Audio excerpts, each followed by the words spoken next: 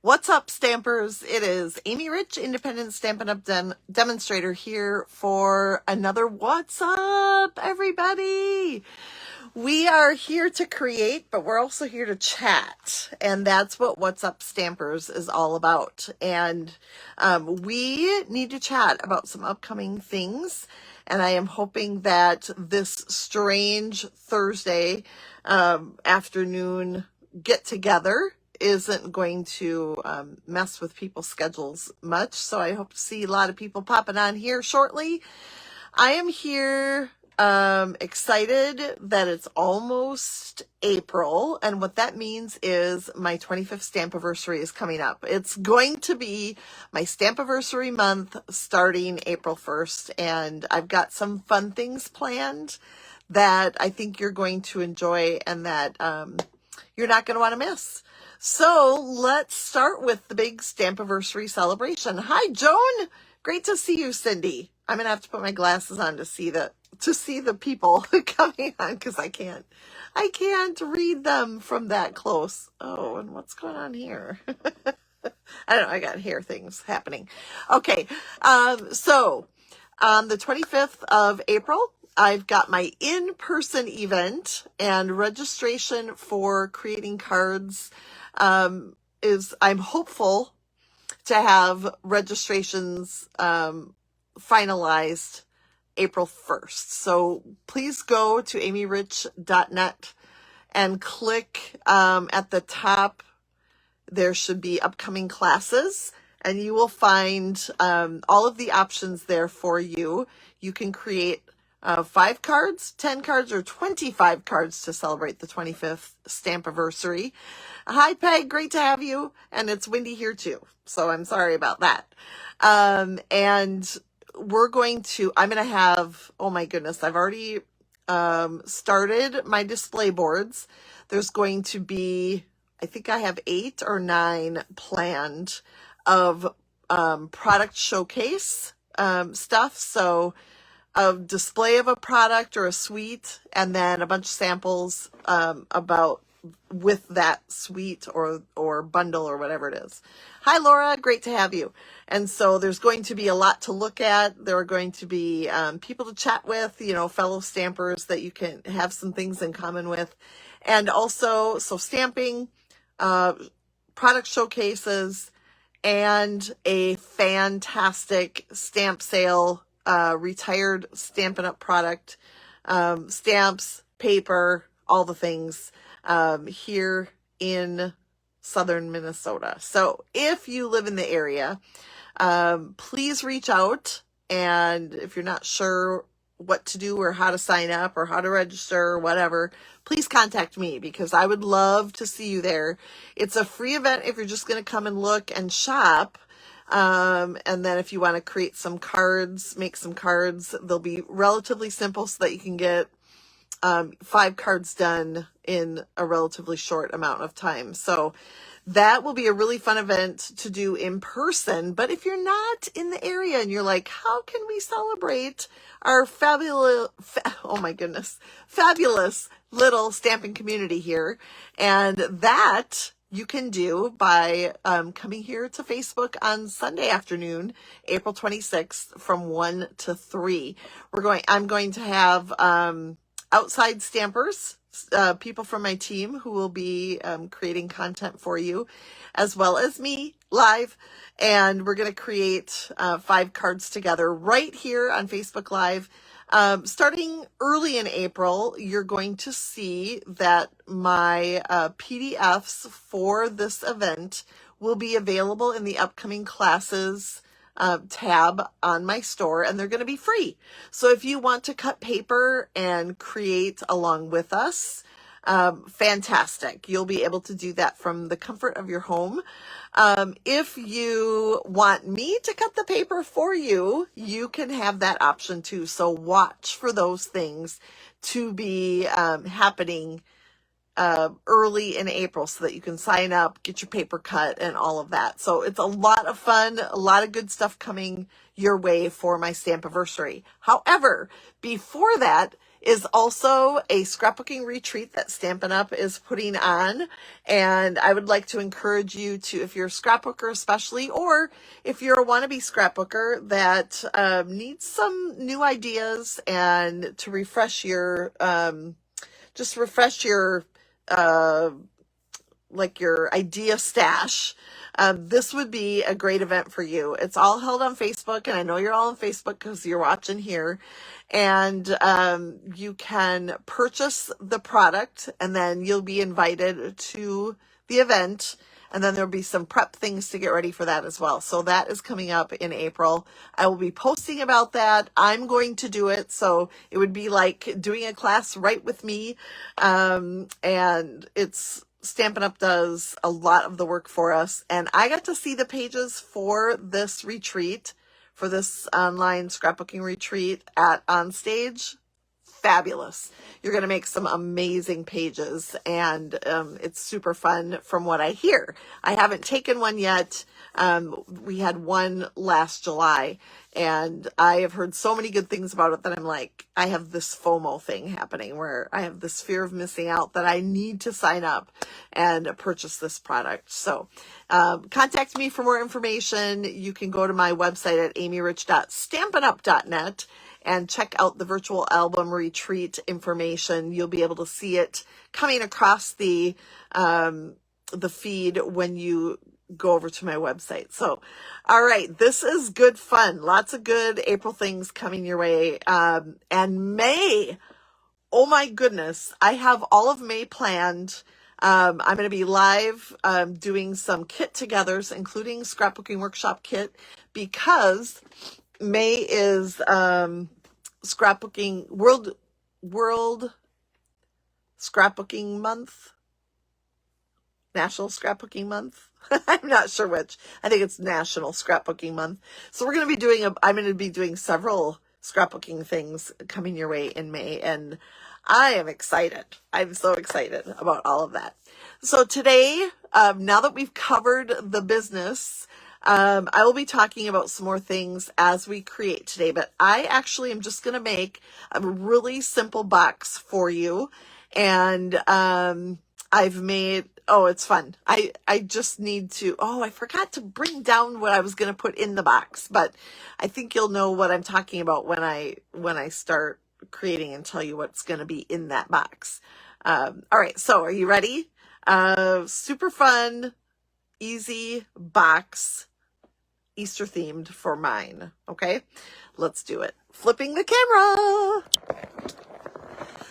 All right, so holy moly, we got some pretty paper to work with today, my friends. We are working with the Easter Joy Designer Series paper, and it's a specialty paper, and that is for a couple of reasons. First of all, look at the little shimmer we have going on in the paper. I'm going to bring out one other one so you can see the real Eastery themed egg thing going on here. But I am going to create with this one here. And one thing I love about it is that the flip side of this one has more of an Easter theme than actually this side. But I think that's going to be super fun for when the recipient opens the box and is able to see what's inside. They'll see this pretty inside to my box as well. So that is really, really cool. I have cut this 6.5 by 7, and 7 inches is the tall way. Make sure you have, if it's a one-way paper, or what do you call it? Directional. There you go. Make sure that is the 7-inch side and that it is facing up. Okay. The other thing that's specialty about this paper is that it is really thick. It is perhaps even maybe a little thicker than, say, a piece of cardstock. Well, it's about the same as a piece of cardstock. So it's specialty designer series paper. Cardstock is really what it is. And it makes it really great for boxes. And so that's what I'm going to use it for today I'm going to make a box out of this, and it is a design by Julie Dimatteo. She is a very talented, she's great at math, so she maths things so that we don't have to math. We love that. All right, I need to say hi to Marsha, Claire, and Jolene. Thanks for joining the fun and letting me know you're here today. So because of space constrictions, I like to bring in my trimmer for scoring, but the Simply Scored is really where it's at for this. That'd be a great addition to your scrap stamp table, whatever, because it has capabilities of doing really quick scoring. But for our purposes, space-wise, here in front of the camera, this works out really well. Alexina, hello. Great to have you here. I always love it when you let me know that you're watching, because then I can say hi. Okay, so we've got, oh my, okay, where are we? All right, we're going to start with doing some scoring along the 6.5 inch mark. Okay, and that will be, I'm going to score at 1.5. Now, one thing you'll notice, and I'll do it first, and then we'll take a peek. It almost gets like the silver foil right along. You can really see where the markings are, and I'm okay with that. But that's what happens with the specialty paper I discovered. I discovered that when I made my sample. I'm like, ooh, that's very interesting. And then 3 inches. So 1.5, 3, 4.5, and 6. Okay, then we are going to turn it, and we're going to have that skinny section at the top, and we're going to score it at 1.5 again, 5.5,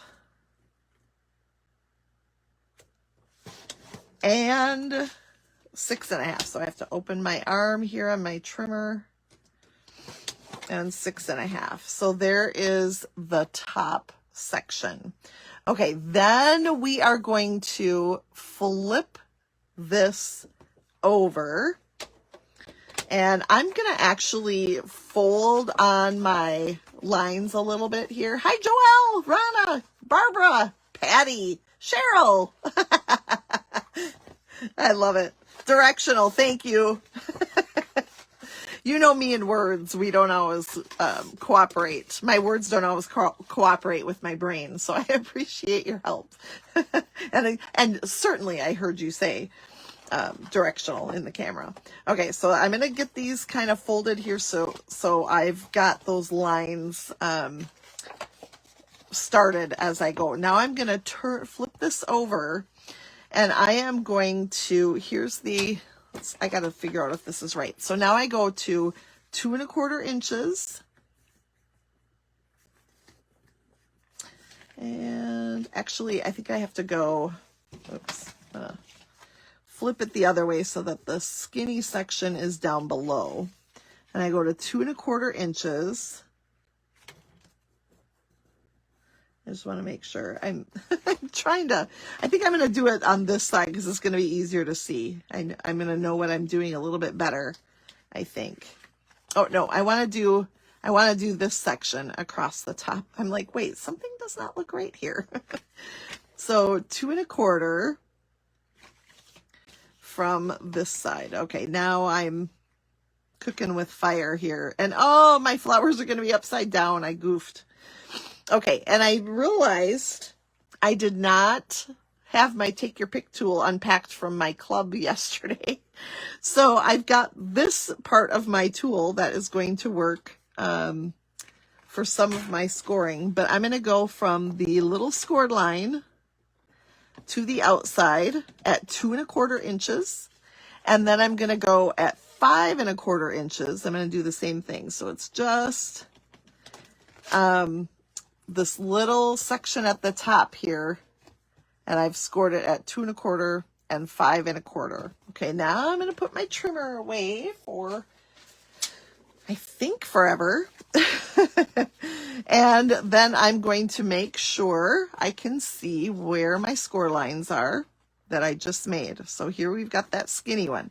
So what I'm going to do is go from the base of that little embossing mark there. Hi, Kathy. Down to the corners on each side here. You can see the corner here and the corner here, hopefully.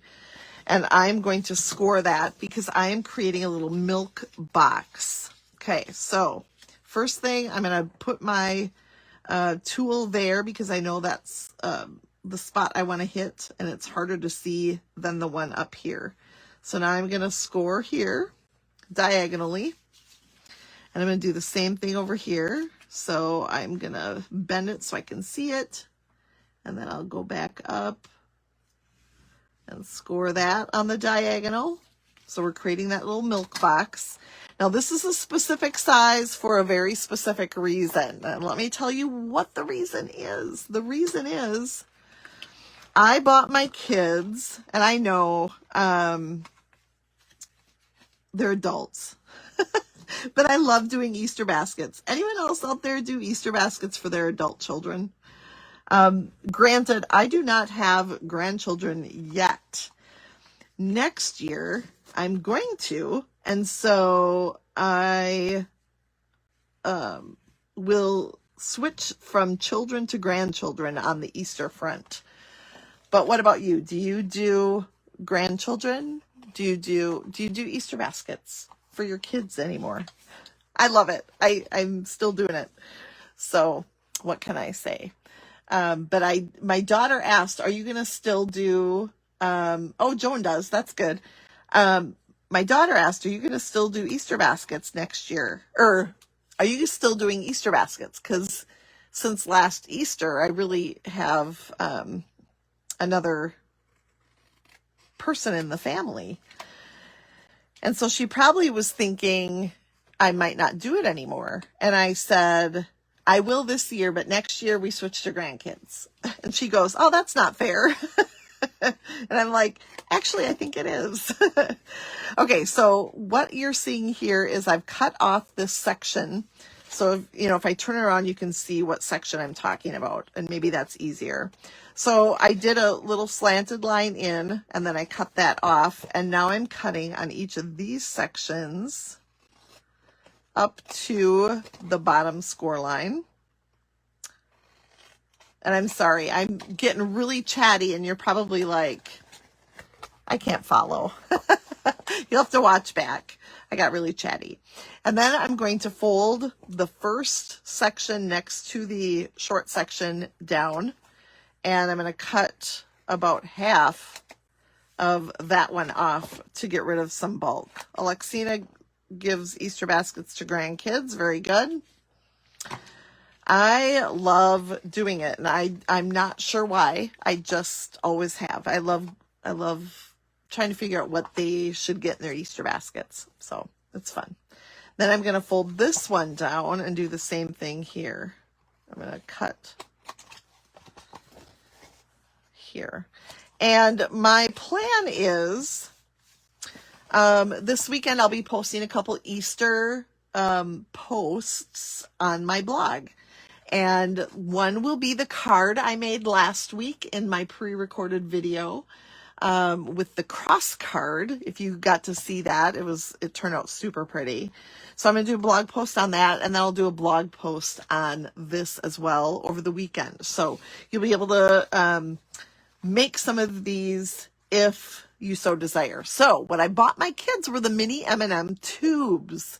And this by Julie Dimatteo, the Paper Pixie, fits those tubes, and I thought that is perfect. That's my plan. That's what I'm going to do. And it'll be great. So now I'm going to just clip that top section off a little bit, just like this on the bottom here. And then we're going to turn this over, and you can see it's going to be upside down. I don't know what I did, but I made my sample and it worked out perfectly. So I just goofed. And then I'm going to take some tear and tape, and I think This tear and tape might be left from a paper pumpkin box kit. Speaking of, I made a really cute Easter card with my alternate paper pumpkin project, and you can see that on my blog at amyrich.net and over on YouTube. I'm Nutso Stamper over there, or Amy Rich. You can find me either way. Okay, so I'm going to fold the first section over with the little, oops, I forgot one here, with the little skinny section. And then we're going to fold on the first score line over here. And just burnish that really well to get that held together. So I love the little M&M tubes. They're super cute. And they're going to fit perfectly in here. And I'm not going to show you finished because you're going to have to come to my blog for that. But I'll give you a little peek at what I'm going to use to finish the ones that I've made. Okay, so I'm going to put a little bit of tear and tape then inside on those short flaps. And we're going to get that tear and tape, hopefully. There we go. And there we go. Fold those in. And then we're going to fold this section in. And then we're going to put more tear and tape on the last section to be folded over. Liquid glue would work on this. I wasn't sure about the shiny paper and how that would go, so I opted for the tear and tape this time. And it's worked really nicely. Now, if you've got that box put together, and you got to get in there, take your pick tool or a ruler or something that is long, and just reach in there and push and seal those tear and tape pieces. And then remember these diagonal lines that were kind of confusing? And then the score lines that were up here at the top, we're going to push those score lines in. And that just pushes our diagonal lines in as well, which gives us that super cool milk carton look. Yay, love it. That's so cute. So your little tube of mini M&Ms will fit in there, as well as, man, you could stack a whole lot of something in there, candy-wise, or it's just a fun size box. Now, the other thing I brought out that is way old is my crocodile. And that is because this heavy cardstock is easier to get through with that. I will never sell mine because every once in a while I create something that I'm like, man, I really need my crocodile for this. So I just reached in there and created 2 holes. You can see I'm not even worried about that. And then I'm going to bring in this fun Shy Shamrock ribbon. Today and Saturday, I am using retiring colors of the In Colors from the 2024-2026 In Colors.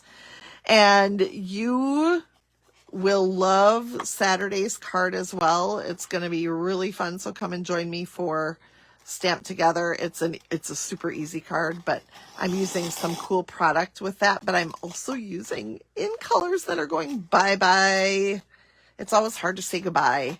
But the new In Colors I'm going to show you before we leave are so fabulous that I'll get over it. All right, so I'm putting my ribbon through, and then I'm tying it in a bow. A bow ensures that the recipient is going to be able to open that up without wrecking your amazing box. So I will play with the bow a little bit more to get it to look nice, but I also did it in another design from that paper, which I think is so pretty. And I want to do an Easter egg one yet too, because I think that's great. And then I've got 4 kids getting them, so I'm going to have to make one more. I'll decide which one I'm going to use.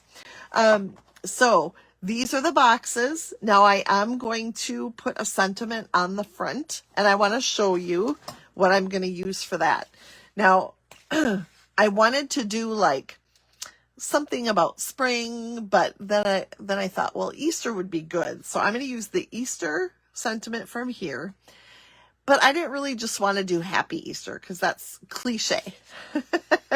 So I'm going to use, I think, the Hello from Sunshine and Tulips to finish that off. And those will go on the label that's going to go on here. Put some dairy-free candy. All right. Do it. Do it, Cheryl. I love it. Now, the other thing I thought about was the February paper pumpkin kit has this sweet spring greetings that would look really cute on there as well. So I need to play around a little bit, which is why I decided I'm not going to rush and put something on there that I don't necessarily love.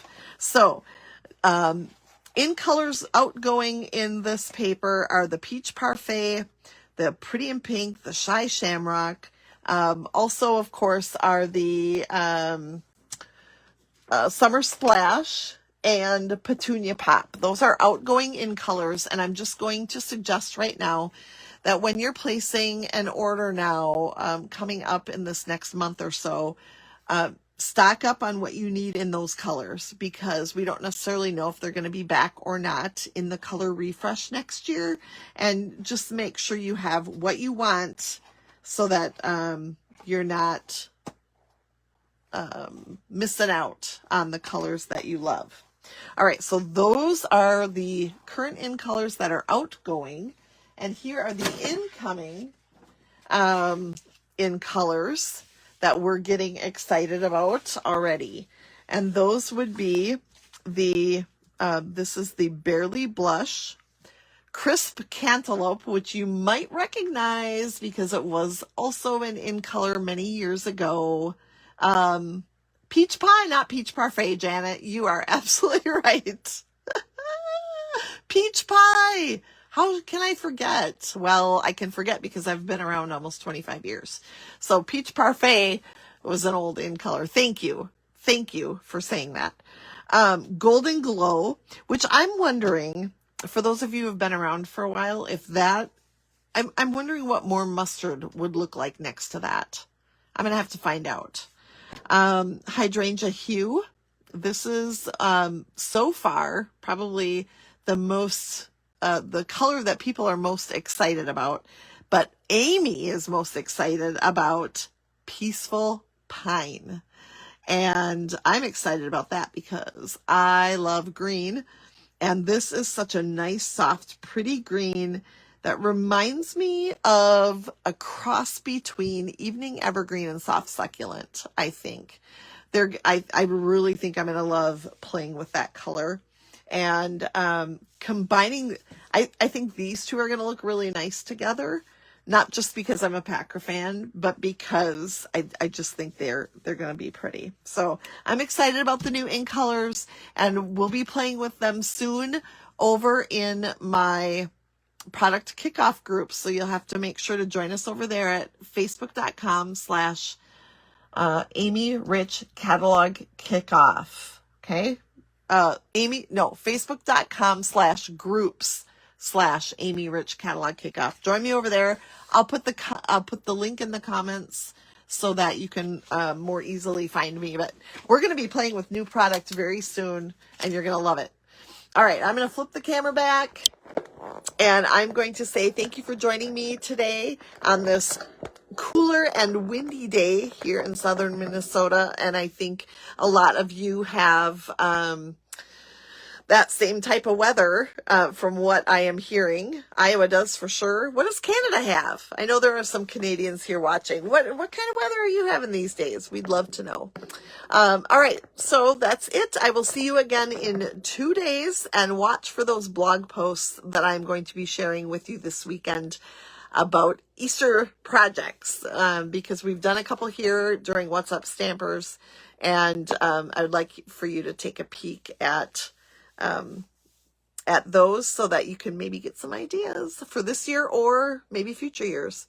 All right. Thank you for joining me. I will see you again Saturday. Bye, everybody.